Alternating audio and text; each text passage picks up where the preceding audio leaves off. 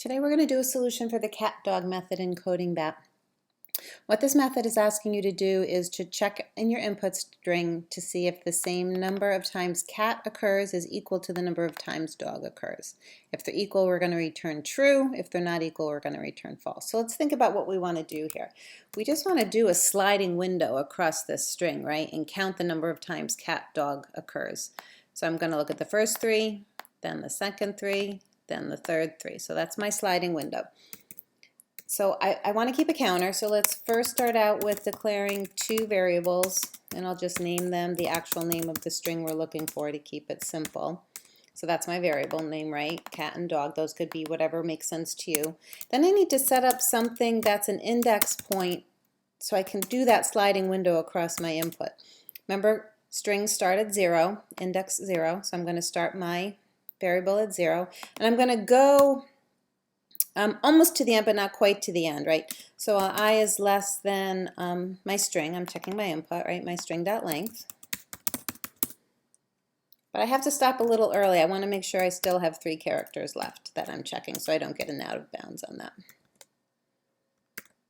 when I do my substring. Okay, so now I've got this I that I can use in my substring method to chop off some of the string. Let's actually call the substring method. I'll save it in the variable check it.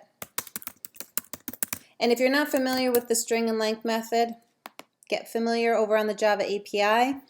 We're in the string class. You scroll down. There's always a section that starts method summary. And just take a look at the methods and take a quick read on the names, what inputs it needs. Length needs nothing. It returns an int.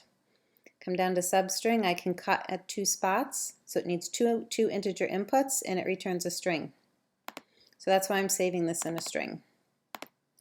So I need 2 integer inputs. I'm going to start at I, and I'm going to go to I plus 3. So I'm always peeling off 3 characters.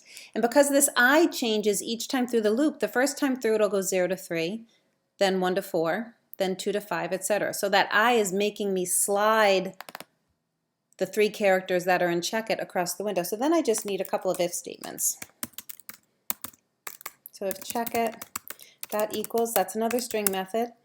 It needs a string input and it returns a boolean, so I can put it right into my input. You can go over to the Java API and check out the equals method. So if that 3 characters that I just pulled off is equal to cat, I increment cat. And then in an else if, I'll do the same for dog. If it's cat, it can't be dog, right? So we'll do that in an else if and just change these to dog. And then all I have to do now at this point, after my loop, so after I've checked them all, that's when my count will be final, I just compare cat and dog. If cat is equal to dog, double equals, right, because I'm comparing, I will return true. Oops. Else I'll return false. And that's it. That's our solution for catDog.